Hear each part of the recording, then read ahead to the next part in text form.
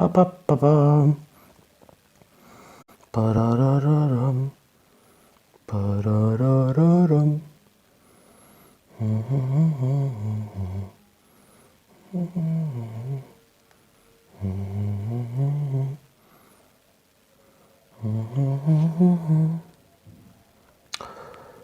It's time.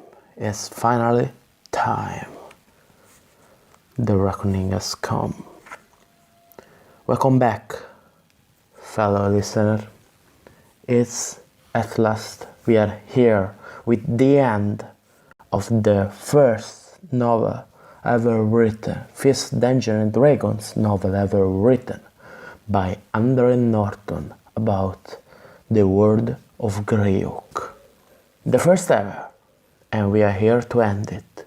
The last time, our 7 heroes, the swordsman Milo Yeagon, the warboar berserker Nail fainted with his companion Afrita, a pseudo-dragon, a rogue elf in Grieg, a cleric, a human cleric, Divdian, a human swords maiden, Iveli, a bard, a human bard, Wymark, and the lizardman, Gult, travel across the Sea of Dust to find a bizarre location, a swamp inside the Sea of Dust. As the name said, it is a wasteland, and the swamp inside the wasteland is a bit strange. Inside this, they begin their journey inside this Quag, thanks to the knowledge of one of their own, Gult the Lizardman, and then they found the Quag Heart. And that is the title of the 17th chapter, Quag Heart. And let's begin with it.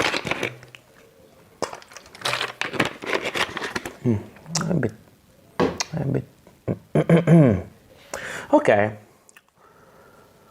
Imprisoned by the walls of mist, surrounded by clouds of insects, which even the forays of Afrita did nothing to drive away, they were caught in a pocket of time that they could not measure.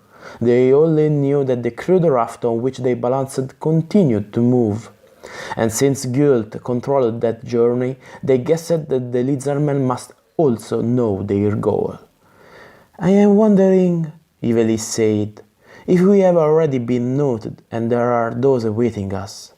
She raised her head, propping herself up on her extended arms, and looked directly at Milo. Such ones as this shape changer you have already fronted, swordsman. She's no shape changer, Nail cut in. An illusionist needs to reach into the mind to spin such webs, and another can break them. When he realized that there are only fences, he appeared aggrieved that Iveli equated the stranger with him in such a fashion. I am wondering why she came to us. Wymark shook his head vigorously to try and discourage the attentions of a flying thing nearly as long as his own middle finger. It argues that we have been discovered. Thus, we may indeed meet a welcome we shall not want. Yes, the open jaws of another dragon, commented Nail, or the sucking of a mud hole. Yet, there is something about these attempts against us. They seem to be not very carefully planned. Oh, mi si è attivata Siri. Oh. Sorry. They seem to be not very carefully planned, Wymark supplied when the berserker paused. Yes, each attempt possesses a flaw, does it not? It is, Ingrid spoke for the first time, as if orders are incomplete, or else they are not understood by servants. He rolled over on his back and held up his arm so that the bracelet was visible. How much do these control our way now? Perhaps very little. Milo gained their full attention, quickly outlined his battle with the frog things, and how then there had been no warning spin of the dice. It may be because we approached at last the place in which those came into being, that they can operate only beyond its presence, Evelyn said slowly, her hand rubbing now along her home bracelet. Then, if that is so, we are without warning, or any aid we can gain from a controlled spin. Divine finished their thought. Yet, do you feel released from the gears in any fashion? There was a moment of silence as they tested the compulsion that had brought them out of Grey Oak and to this place of water, mud, and mist. Milo strove to break loose, to decide to turn back, but that force was still strong within him. So we learned something else, the cleric pointed out. Wizardry still holds us, even though the other. This, he tapped a fingertip against the band about his wrist, does not. What are we to gather from such evidence?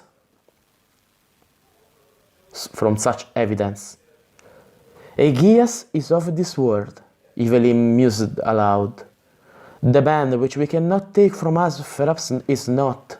There are many kinds of magic. I know of no one, unless it be an adept, who can list them all. This foul quagmire is magic-born. What kind of magic, priest? There are many fearsome odors here. Still I have not sniffed yet the traces of chaos leaves when dark powers are summoned. Alien forces? So say the Eastaspes, Milo returned. We are slowing, Ingrid broke in. Those who tow us want no part of what lies ahead. They protest against Gil's urging. He raised to look over the edge as Milo had done. More water seeped in, and his cloak showed patches of wet. How many of these swamp dwellers can be allied for us or against us? Nail wanted to know. None answered to my war call. So the berserker, without telling them, had been trying to use one of his own talents. Who knows? Ingrid answered. None have I touched who were not life as we of this world recognize it. Though this swamp has been populated arbitrarily, in some minds I have found fading memories of living elsewhere. In the rest there is only consciousness of the here and now. A slice of country transported, with its dwellers, hazarded Divine. That is wizardry beyond my learning. Yet all things are possible. There is no boundary of knowledge. Something there. Milo picked a dark shadow out of the mist. It was fixed, not moving, toward that the raft headed, far more slowly now. Gil tells them, those who pull us, reported the elf. They protest more, but his control continues. He has agreed to release them when we touch that which we see ahead. The shadow grew and became not just a dark spot in the mist, but a tumble of rocks spilling forward to form a narrow tongue. They looked upon the promise of that stability with divided minds. To the crated side, the solid look of the rock promised firm footing, a refuge from the swamp. On the other hand, firm land would also hold other dangers. Guilt crawled out of the water, climbing carefully over the side barrier. We go there! He gestured to the tongue of a rock. It loomed high above, its foot water washed and covered with green slime. The raft bumped gently against it a moment later. Push that way! Guilt stepped close, leaned over to set his taloned hands against the rogue surface of the rocks, obeying his own order to edge the unwieldy craft to the left. Only Nail, Milo, and Wymark could find room to stand beside the lizardman and add their strength to this new maneuver. The stone was wet, and their progress was hardly faster than that of the fat leech slugs that clung to the rocks and that they tried to avoid touching.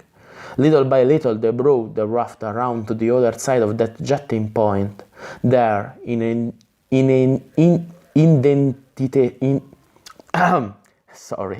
there, in an indentation which made a miniature bay, they worked their way closer to some smaller stones that arose from the surface of the water like natural steps.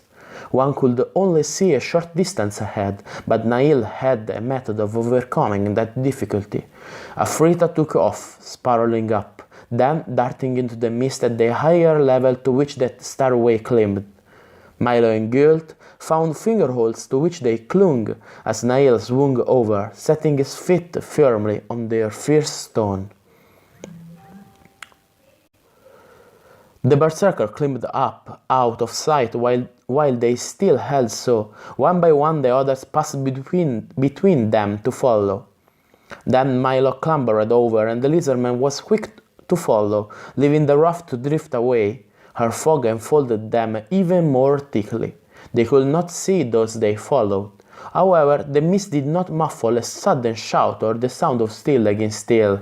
Milo, sword in hand, made the last part of that ascent in 2 bounds. Nor did he forget a quick glance once more at his wrist.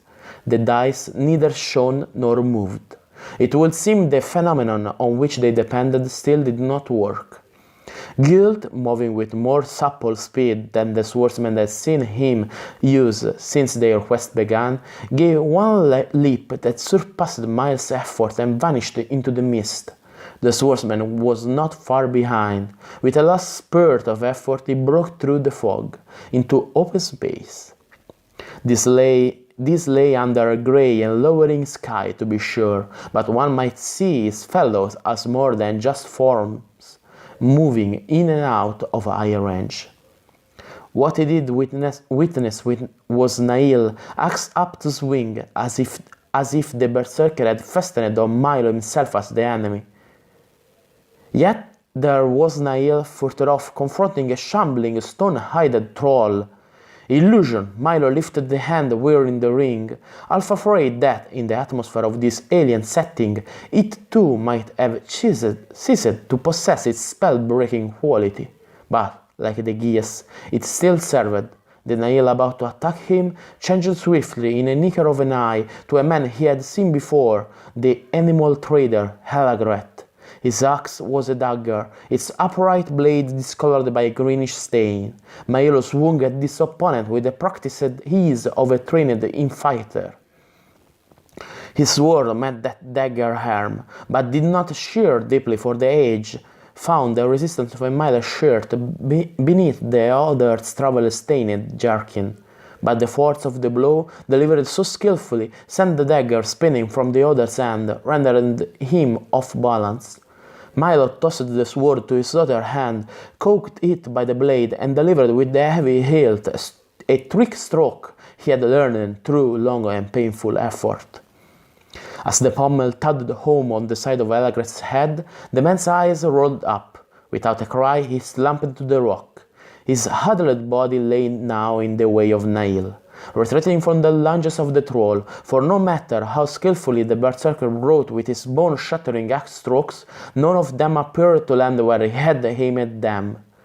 No! Milo threw up his ring hand, dodging past Nail, stopping just in time to escape one of the berserker's wider swings, and touched the troll. There was again that flicker of dying illusion. What Nail faced now was not an 8-foot monster toward the head and neck of which he had aimed his attack, but rather a man, human as Milo, and well under the berserker's own towering inches. Nice show! The thief adventurer, his lips drawn into a snarl, dove forward, stretching forth both hands as the troll had earlier threatened Nail with 6-inch talons. Strapped to his digits were the wicked weapons of the soundless assassin, keen knives projecting beyond his own nails. The tips of 2 were stained, and Milo guessed that the lightest scratch from one would bring a painful death. The axe arose and fell as Niall voiced a shrill squeal of boar anger. There was no male here to stop the stroke. Naisho screaming stumbled. The hands with their knives were on the ground. From the stumps of his wrist spouted blood. Again Niall struck. The teeth, his head beaten in, fell, the hands hidden beneath his twitching body. Milo leaped over that body, heading for the rest of the skirmish.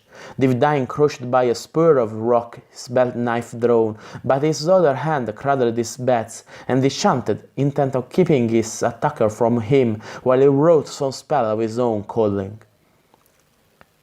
That attacker slunk, belly to the ground, a scaled thing that might well have issued from the quagmire. Its body was encased in a shell, but head, swaying back and forth, was that of a serpent, and the eyes staring fixedly at the priest were evilly wise. Milo brought the ring against his shell. This time there was no change. He swung up his sword, only to be elbowed aside by Niall. His axe flashed up, then down, with an executioner's precision, to behead the monster. Through the air spun viscous yellow stuff that the creature had spat at the crouching cleric, just before its head bounced to the rock. A few drops fell on the edge of Divdine's robe. A wisp of smoke arose and the cloth showed a ragged hole. "Aware that!" Niall cried. He had turned and was already on the move. Wymark and Engrig stood back to back, alert to those who circled them. A little apart, the druid Carivols paced around and around the beleaguered two and their enemies. The latter were black imps, spears in hand, their cold red eyes ever upon those they teased and tormented, flashing in to deliver some prick with their spears. To Milo's surprise, neither the elf nor the bard strove to defend himself with a sword, though trickles of blood ran down their legs unprotected by mail. Niall roared and leaped forward, swinging his axe at the prancing demons. The steel head passed through the bodies. He strove to smash as it might have thrown wisp of smoke. Milo, seeing that, understood the strange passiveness of the two in that circle. Carlvolz did not look at either Milo or the berserker. His body was tense, strain visible on his face. The swordsman guessed that, though the magic worker had the ability to summon these creatures from whatever other plane they knew as home and keep them tormenting the two they encircled, it was a dire energy drain for him to hold the spell in force. None of the demons turned to attack either Niall or Milo. Thus there was clearly a limit to what the druid could order them to do. Yet they were well able to keep up the threat against both elf and bard, and their spear attacks were growing stronger. The circle narrower. "Stand aside!" Divdine shouldered by Milo. The cleric whirled his string of prayer bats as if it were a scourge he could lay across an imp's back and rump. Even so, did he aim it at the nearest.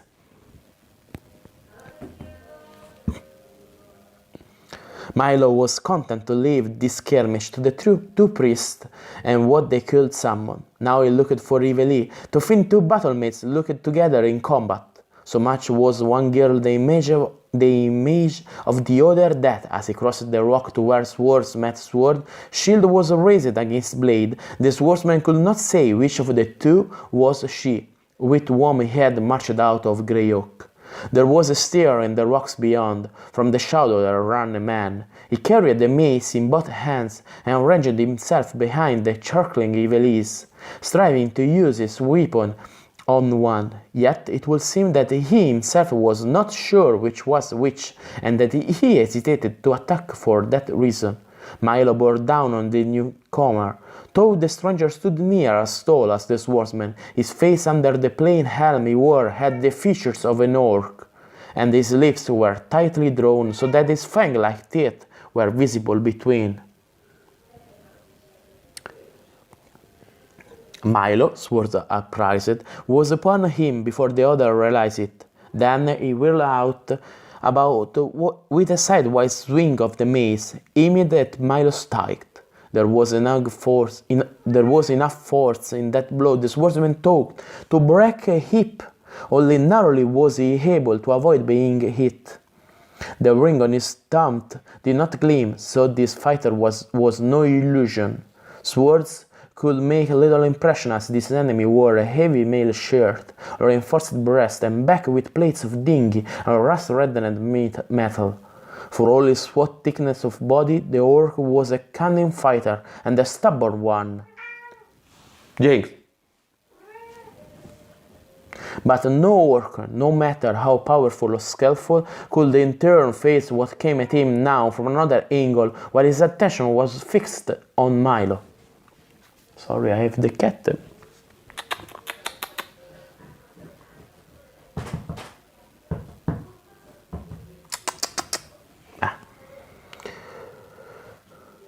This was no axe-swinging berserker, but the werebore, near as tall as the orc, at the massive shoulder, grunting and squealing in a rage that only the death of an enemy might assuage. Milo leaped quickly to one side, lest the animal in battle madness turn on him also, as had been known to happen when friend and foe were pinned in narrow compass. He could leave the orc to the were. There remained Evely, locked in combat with what appeared to be herself. Once more he turned to the battling woman. One of them had forced the other back to stand with her shoulder against a barrier Milo saw clearly for the first time, a wall looming from more mist. He threw out his arm to touch the one who had forced her opponent into that position. There was no flare of the ring. Now Milo's sword swept up between the women. Both their blades knocked awry by that stroke they had not foreseen. "Have done!" he spoke to Evely. This witch may answer what we need to know." For a moment it seemed that the battle-maid would not heed him. He could see little of her face below the helm. Though her head swung a fraction in his direction, he knew she was still watchful. The other Evely took that chance to push forward from the wall and stab at him with her blade, but he hooked the maw easily on the flat side of his sword, his strength bearing down her arm. She drove her shield straight at him, and he lashed out with his foot, catching her leg with a blow made the crueler by his iron-enforced boot. Screaming, she staggered back, her shoulder hitting the wall. As she slid down along its surface, Milo stopped to touch her with the ring. Her helmet had been scraped off in her fall, showing tight braids of hair beneath it. They were no longer red-brown, rather much darker, and it was not Evely's sun-browned features now that were completely visible. The nose was thinner, higher in the bridge, the face narrowed to a chin so pointed it was grotesque. Her mouth was a vivid scarlet and her full lips twisted as she spat at him, stabbing upward with her sword. Evely kicked this time, her toe connecting expertly with the illusionist's wrist. The sword dropped from fingers suddenly nerveless. Then the fallen woman screeched out words that might have been a curse or a spell, but if it were the latter, she never got to finish it, as deftly as Milo had done in his own battle. Evely reversed her sword and brought the hilt down on the black head. The illusionist crumpled to lie still. Evely smiled grimly. "Swordsman," she said, not looking at Milo, rather bending over the illusionist while she unbuckled the other sword's belt to bind her arms tightly to her body. "No longer will I think that you were telling some tavern miner's tale when you said that you had met me in the dust dunes by moonlight." She went down on one knee, tearing off a strip from the cloak she had dropped earlier. She thrust a wad of the stout cloth into the illusionist's mouth, making fast the gag with another strip.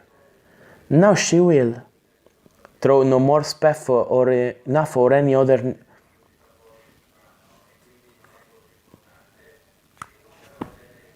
"Aye. Now she will throw no more spell or any throw no more spell or evil, or any other nature. Evilly sat back on her heels, her satisfaction easy to read. Yes, she continued, after a moment's survey of her captive. Not only can this one appear before me worrying my face, but look you, she has bad some study of the rest of me, even the dance upon my shield and the shifting of dust. Swordsman, I would say that we have been watched carefully and long, probably by magic means. Evilly spoke the truth. What the unconscious girl before them wore was an exact duplication of her own apparel. When the illusionist had played her tricks upon him in the night, then her armor had also been an illusion, vanishing when he broke the spell, but this time the clothing was real. Look into her eyes, if indeed she opens them soon, the battle-maid continued. It is by sight, your sight linked to theirs, that such huddle a brain. Perhaps her tone turned contemptuous as she arose.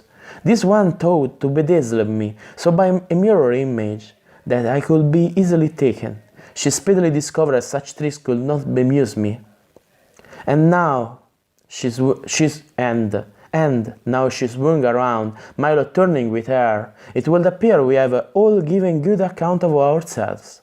But where is guilt? Boar stood, 4 feet planted on the body of the orc, a rugged piece of mail dangling from one yellowish tusk. Wymark and Ingrid were no longer surrounded by any encircling of dancing imps. Instead, they backed Divdine, who swung his badge still as he might a whip advancing on the black druid, who covered, dodged, and tried to escape, yet seemingly could not really flee.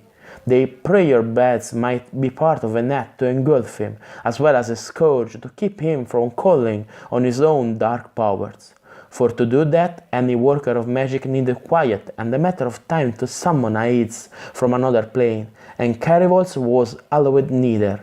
Evilly was right, there was no sign of the lizardman. He had been with Milo when they had claimed to this spot, or at least the swordsman had thought so.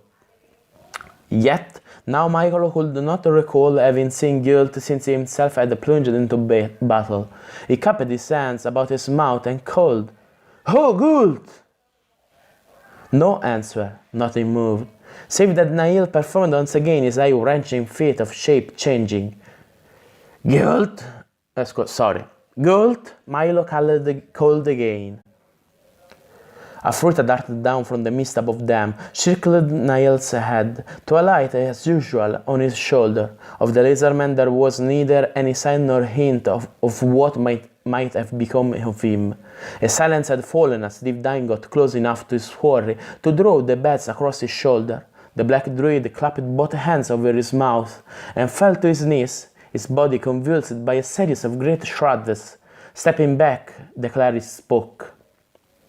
"By the grace of him who orders the winds and the season, this one is now our meat for a space. Do you unbind him, so that he may not lay hand to any amulet or tool he might have about him. Take also that pouch he wears upon his belt. Do not open it, for what it may contain is for his hand alone. Rather take it, and hurl it away, into the swamp, if you will. In so much can we disarm him. As for guilt," he came to join Milo and Iveli. "It might be well that we see him. Also be prepared for what else can face us." The druid, his pouch gone, his arms pulled behind him, the wrists tightly bound, was dragged up to them by Wymark. Milo went to examine him, who had played the role of another Nail. There was a sluggish pulse, but his skull might be cracked. He could be bound and left. They had 2 conscious captives, the illusionist and the druid. Perhaps these 2 were of least use, though they were the most deadly, that since both had defenses that were not based on strength of body or weapon in hand. Over the gag, Mail saw the woman's intent gaze as he went to bring her to their council of war, but he knew that Iveli had been right in her warning. The last thing to do was to look into her eyes, or let her compelling gaze cross his. He laid her down beside the druid. The man's face worked frantically as he fought to open his lips, yet they remain close set together. I will not suggest we take them with us, Weimar spoke it up. To my mind, it is a time to move fast, laying no extra burdens upon ourselves. Well enough, agreed Niall. He drew his knife. Give me room, Bard, and this I shall lay across their throats. Then we need not think of them again. No, Milo had seen plenty such blooding of captives on fields of victory. It was a custom among many of the wards, and not them alone. Better to leave only dead than to take prisoners when to guard such defeated one's purpose. Mark was right. They should not take with them this most dangerous of the enemy, but it was not in him to kill a helpless captive coldly and neatly out of hand. End of chapter 17. Last chapter, chapter 18.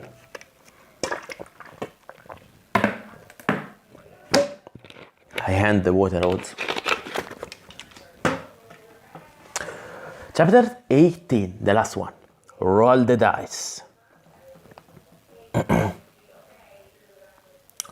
They drew together at the black wall, his top veiled in the mist. With that as a guide, they went wearily forward, seeking some break in its surface. This was no natural upthrust of rock, but laid by the hand of either human or alien.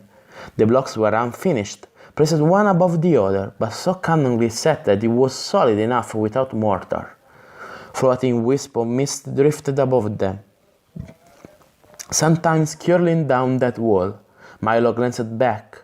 There the mist had closed in, dropping a curtain between them and the recent battleground.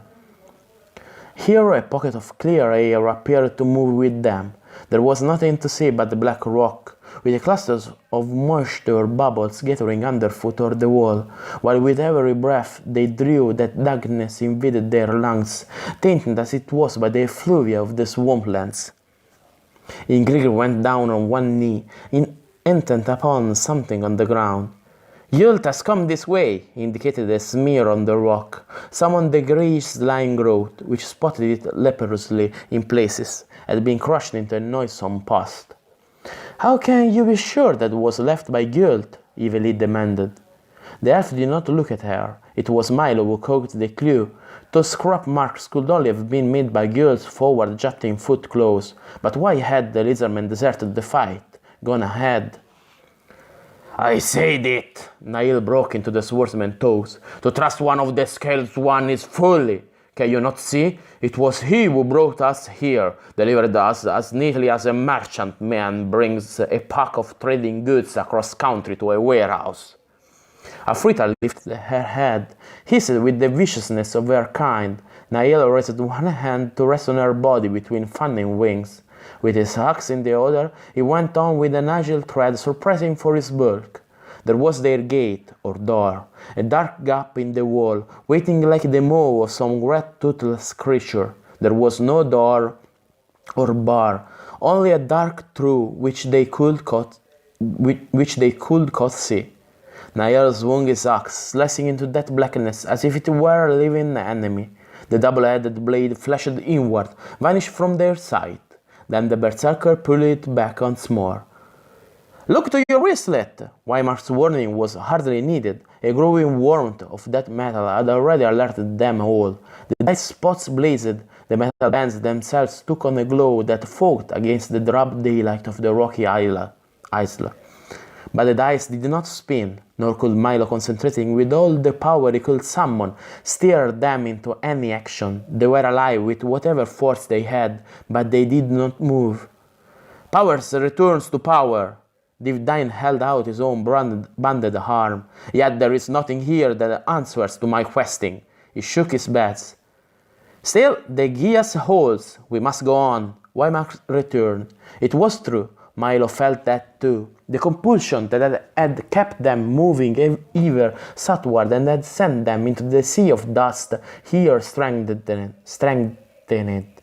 Some force stood or hovered behind him, exerting rising strength to combat his will.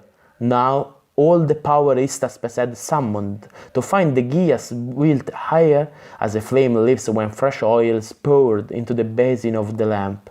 There could be no arguing against the wizard's will, no matter what might face them in or beyond that curtain of the dark hung across the arched opening of the wall. Without a word to each other, hooked like fish upon a line, they moved forward, while the warmth from their bracelets grew to an almost unbearable heat. Darkness closed about them, bringing a complete absence of all light. Milo took 3 strides, 4, hoping to so win into a place where sight and hearing would once more function.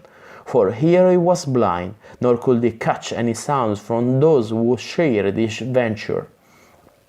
He was isolated in the smothering dark. It was difficult to get a full breath.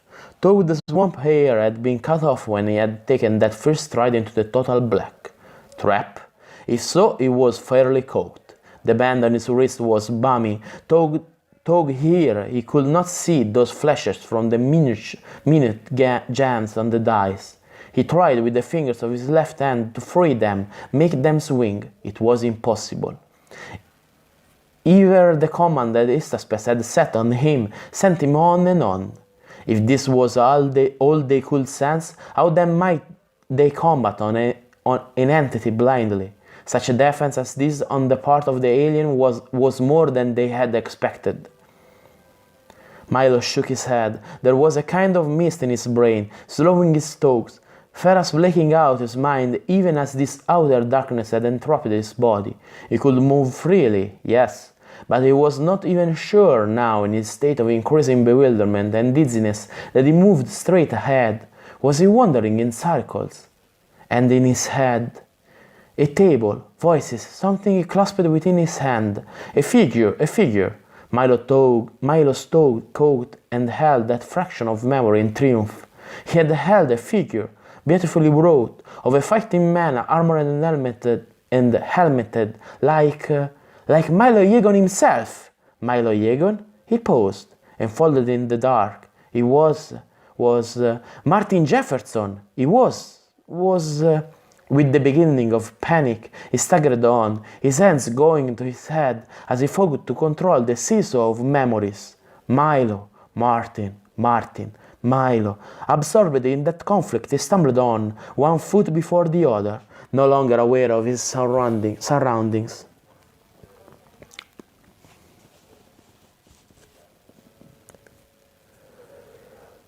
Then, just as the dark had closed about them upon their entrance through the wall, so did it end. Milo blundered out into the open once again. He squinted against the light that struck at him. To his eyes this was a punishing glare, so he blinked and blinked again. Then his sight adjusted. He stood in a room of rugged stone walls and floors. There were no windows in those walls. Above his head the ceiling was the same drab black-grey, though it was crossed by heavy beams of wood. In the wall directly opposite there was the outline of a doorway. An outline only, for it had long ago been filled with smaller stones wedged tightly together to form what looked to be an impassable barrier. Before this stood Gult, facing that blocked way, his back to those who had joined him. Milo strove to move forward, nearer to the lizardman. He had taken 2 strides to bring him out of the darkness, into this place where the walls themselves gave forth an eerie glow without any benefit of lamp or torch. But he now could go no farther in spite of all his willing. His feet might have been clamping to the stone floor. "Wizardry!" Naila rumbled at his right. "One wizard sends us on, the other traps us." The berserker was twisting, trying to turn his body, manifestly attempting to loosen feet as immovable as Milo's. "No spell of this world holds us," Divine said. The cleric stood quietly, his bands coiled about his wrist, carefully looped not to touch the bracelet. On all their arms those still glowed with minute sparks of light. What do we now?" Yveli demanded. "Wait, here, like sheep in a butcher's pen." Milo moistened his lips with tongue tip. To be so entrapped sapped his resolution, and he understood the danger of such wavering. Now his voice rang out a fraction louder than he had intended. He hoped that no one of them could hear in it an inflection of uneasiness. "Who are we?" He saw all their heads turned, even that of guilt. Though the lizardman was far enough in advance that he could not really see who stood behind him. "What do you mean?" Evely began, and then hesitated. "Yes, that is so. Who are we in truth? Can any of us give an answer to that?" None replied.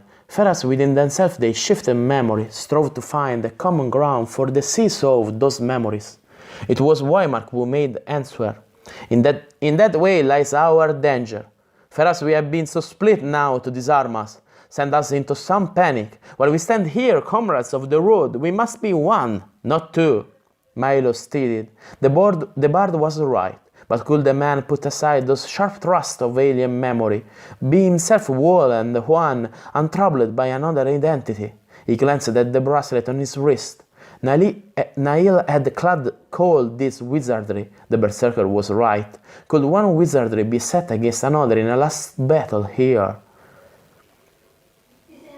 "Be those of Greyhawk!" A sudden instinct gave him that. The swordsman has made an excellent suggestion," Divdine said slowly.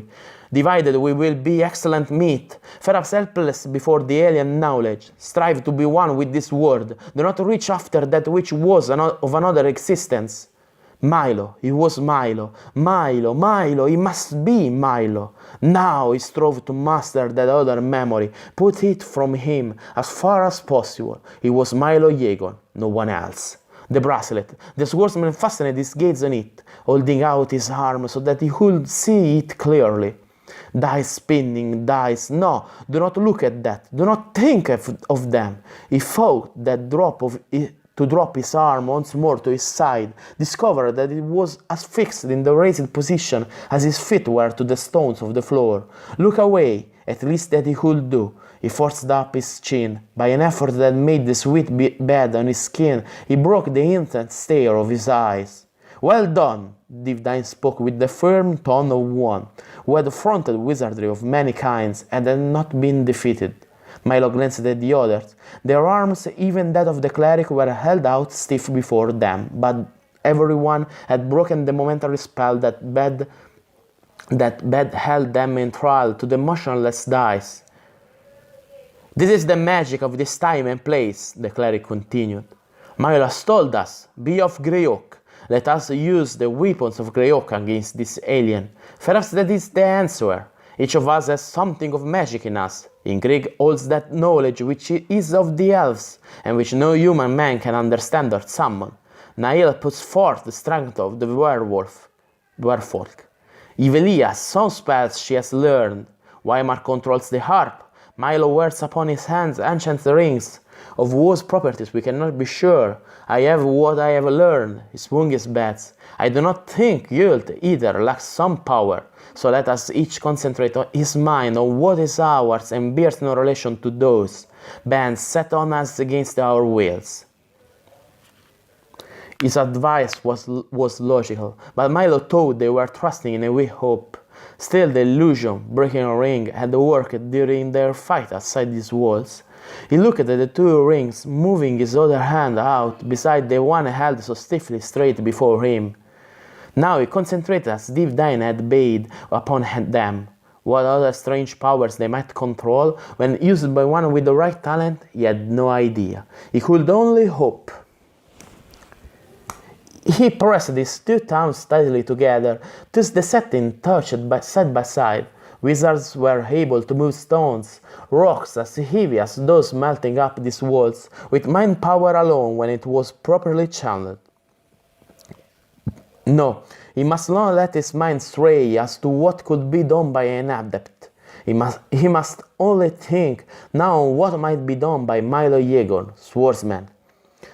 Cloudy, oval, oblong, green, blurring, forgotten map lines. He stared at them both, strove to reduce his world to the rings only, though what he groped so dimly to seize upon he could not have explained. Somewhere that word arose in his mind, repeated. It had a ring of compulsion, a beat that spread from toe to the flesh and bone. Relax, let it rise in you. What rise? Fear of the unknown tried to break loose. Resolutely Milo fought that. drove it from the forepart of his mind. In, in, in. The beat of that word ached, added to now by a strain of music, monotonous in itself, but repeating the same three notes again and again, somehow adding force to his will. In, in, in. As Milo had exiled beginning fear, so now he battled with doubt. He was no wizard, no spellmaster, whispered that doubt. There could be no real answer to the task he willed, still only was his weapon. In, in, in. As his word was deliberately narrowed to the rings, they grew larger, until he could see only the strange gems. Larger. Both were coming alive, not exactly glowing as had the bracelet, rather as if their importance was being made manifest to him. In. Milo moved before he was aware that that which had held his feet had loosed hold. He took one slow step, another. It was like wading through the treacherous mud of the swamp. To raise each foot required great effort. Still it could be done. His shoulder brushed against Gul's. They both stood facing the wall. On his other side he was dimly aware of Ivy coming up beside them, could hear without understanding a mutter of words she voiced. In. He took a last step. His outstretched hands, held at high level so that he could concentrate on the rings, came palm flat against the small stones that had been set to block the doorway. Beside him, Gult had also moved, his taloned hands resting beside Milo's. Concentrate. He found it difficult to hold that fierce will to be on the rings. Then the wall barrier, which had looked and felt at his first touch so immovable, began to crumble. The blocks decayed into coarse rubble, which tumbled to the flooring. A brighter light than they had yet seen streamed out. Concentrate. Milo fought to keep his toes fixed steadily on the rings and hold there. Those blocks were gone. Their outstretched hands now met no position. Milo heard a soft cry from beside him, echoed it with a sharp breath of his own. The bracelet was no longer only warm. It formed a tormenting band of fire about his arm, bringing sharp pain. However, his feet were not fixed. Aroused to sullen anger by that pain, he moved on, dimly aware that the rest of the party were fast on his heels. What they faced? Illusion? Milo could not be sure, but as he stared ahead into that brightly lighted room, his surprise was complete. Here were no stone walls, no sign of any dwelling that one might find in this world. The floor under his boots was wood, only half covered by a rug of dull green. Planted in the center of it was a table, and on the table was stacked a pile of books. Not the scrolls, stones, parchment he might expect to find in a wizard's chamber, but books that the other person deep within him recognized. One, a loose-leaf notebook, lay open, back flat on the table. Facing it was a row of small figures, standing in a scattered array on a large sheet of paper, marked off into squares by different colored lines. On the wall behind the table hung a map. Divine spoke. "This is the land we know." He gestured the map. Milo came to the table, the figures. Once more his hand curled as if he clasped their like in protecting fingers. Not chessmen, no, though these were playing pieces right enough. A representation of man, of alien, each beautifully fashioned with microscopic detail. He eyed them narrowly, almost sure that each of them must be one of the pieces. But that was not true. There were a druid, a dragon, others he could not be sure of without examining them closely, but no swordsman, no elf, bard, battle maiden, no guild, divine, Nail. There was no one in the room, no other entrance save the door they had opened for themselves. Still Milo had a feeling that they would not be alone long, that he who had opened that book, set out the figures, would at any moment return. Evelyn moved around the table, looking down at the paper spread there. She looked up. "I know this. Why?" There was a frown of puzzlement on her face. This is... Her mental effort was visible to any watcher as she fought to find words. This is a game. Her last word was a key to unlock the door of memory. Milo was not transported back in person, but he was in mind, in another room, not too different from this in some ways. Extreme should be there unpacking the new pieces, he held the swordsman. We are the pieces, he broke out. He swung halfway around, pointing from one of the party to the next. What can you remember now? He demanded from them. Game pieces? Divine nodded slowly.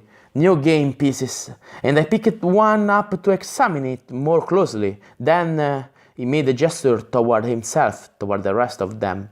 I was in Greyhawk, and I was Divine, but how can this be? Wizardry of a sort I have no knowledge of?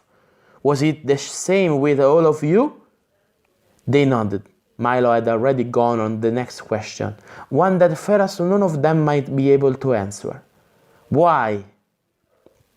Do you not remember what Istaspe said to us? Counter-questioned the battle maid. He spoke of words tied together by bringing us here, of a desire to so link two planes of existence together. Which would be a disaster, Wymark said. Each would suffer from such a... Whatever he might have had was never voiced. There came a flickering in the opposite corner of the room. Then a man stood there, as if the very air itself had provided a doorway for his entrance. An expression of complete amazement on his thin face was quickly overshadowed by another of mingled fear and anger, or so Milo read it. The swordsman made the first move. It depended once more on the reflexes of his body, as his blade cleared his scabbard and pointed toward the stranger in one clean flowing act. Evelyn moved as speedily, but in a different direction. She snatched up the open notebook from the table.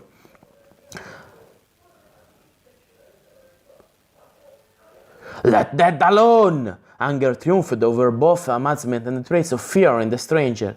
This is the key to your meddling, isn't it? Demanded the girl in return. These and those, she pointed to the row of figures. Are they to be your next captives? You don't know what you are doing, he snapped. Then he paused before adding, You don't belong here. A wire. His voice rose in a sharp imperative call. A wire. Where are you? You can trick me with your illusions. Illusions? Nail rumbled. Let me get my two hands on you, little man. The berserker strode forward with a purposeful stride. Then you will see what illusions can do when they are angered.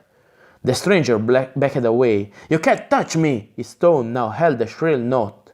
You are not supposed to be here at all! He sounded aggrieved as well as impatient. A wire knows better than to try your tricks on me. Yveli lifted hastily through the rain-bound pages of the notebook. Suddenly she paused and called out, Wait, Nail, this is important to us all. Steadying the book in one hand, she used a finger on the other to run lightly across the page as she read. First shipment of figures on its way. We'll run periodic checks. If the formula does work, what a perfect game. So, Milo held his sword with a point aimed at the other's throat. Thus far he kept rigid control of his anger. We have been playing your game, is that it? I do not know how or why you have done this to us, but you can send us back. The stranger was shaking his head. You needn't try to threaten me. You aren't real. Don't you understand that? I'm the game master, the referee. I call the action. Ho! He raised one hand and rubbed his forehead. This is ridiculous. Why do I argue with someone who does not really exist? Because we do. Nail reached out one hand as if he would seize upon the stranger's shirt just above his heart. Inches away from the goal, his fingers brought up against an invisible barrier. The stranger paid no attention to the aborted attack. He was staring at Yveli. Don't! His voice reached a scream. He had suddenly lost control. What are you doing? Now he moved toward the table, and the girl who held the notebook in her hands, she was methodically tearing out the pages, letting them drift to the floor. No! The stranger made a grab for his possession. Even as Nail could not reach him, neither could they reach Yveli. Calmly she moved back and continued her destruction. Then the other looked. "You really can't be anyone now but yourselves," he said in a voice he once more had under control. "It's a one-way road for you." "But not for you?" Divine asked with his usual mildness. The stranger flashed a glance at him. "I'm not really here. You might term it magic in this benighted barbaric world. I project only a part of me. I have an anchor back there. You do not. You serve my purpose by being here. Do you suppose I would have left you anyway back? The more of you," he glanced at the figures on the table and away again. "We can answer to what is set in those figures, because each one holds that which will draw someone of the right temperament here, the stronger my plan will be." "Thank you for the information." Weimar reached the table to gather up the figures with a single sweep of his hand. He slammed them to the floor and stamped hard, flattening the metal into battered lumps. The stranger watched him with a sly smile. "It doesn't put an end to it, you know. There are more of these waiting. I need all to bring them through. Link them here," and then he shrugged. "I do not think you will do that." From the back of the notebook, Yveli drew a single sheet of time-browned paper. Milo caught only a glimpse of a struggle of dark lines across it. Now the stranger let out a cry. I couldn't have left that here!" Once more he made an ineffectual attempt to say what she held, but the barrier that lay between them held. Yveli backed farther away, holding out the paper to Divine. The cleric grasped it and swiftly rolled it up to be wrapped with his prayer beds. Yveli spoke to Milo. "The dice, comrade. Get the dice. It would seem he has forgotten them also." Milo longed for the table, the stranger doing the same from the other side. It was he who overbalanced the board, sent it crashing on its side, barely missing Milo's feet. Dice such as those they wore in miniature rattled among the cascade of books and papers to spin across the floor. Milo scooped up 3, so that the Ingrid and Weimar had the others. "Roll the master one! Roll it now, Milo! See what will happen!" Yveli ordered. "No!" The stranger sprawled forward on his knees, his arms reaching out in a vain attempt to gather his property. "Does it work both ways, then?"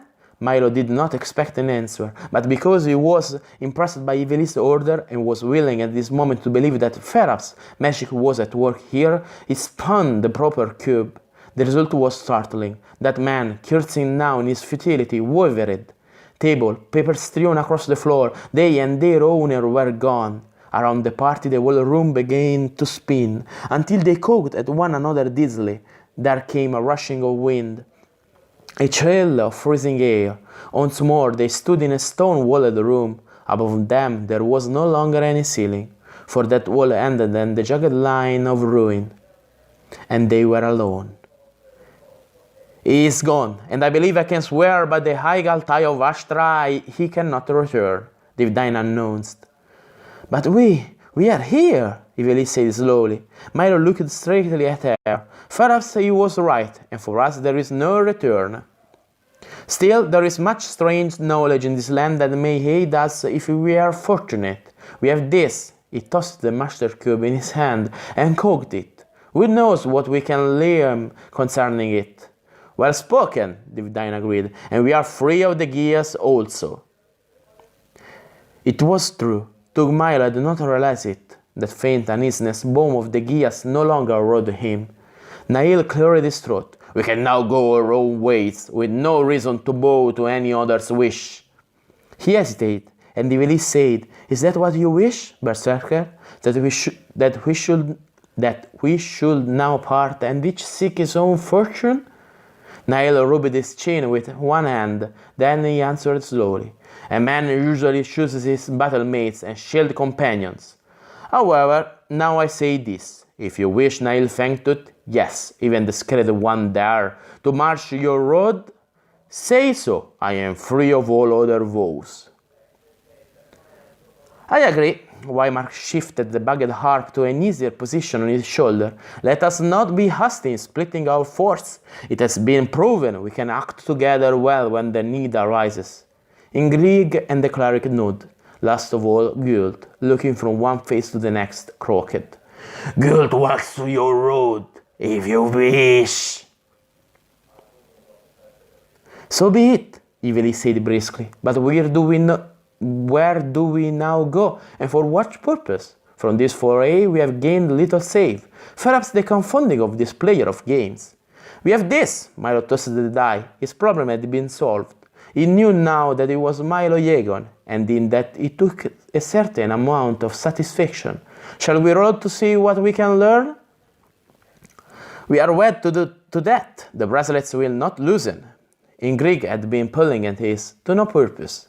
Therefore, comrades of the road, take care of those same dice. But as you ask, swordsmen, I now say, roll to see what comes of it. One chance is as good as another. Milo cupped the die tightly in his hand for a moment and went down to one knee. Then, wondering what might follow, he tossed the referee's control out on the rock floor of the ruined keep. End of Quag keep.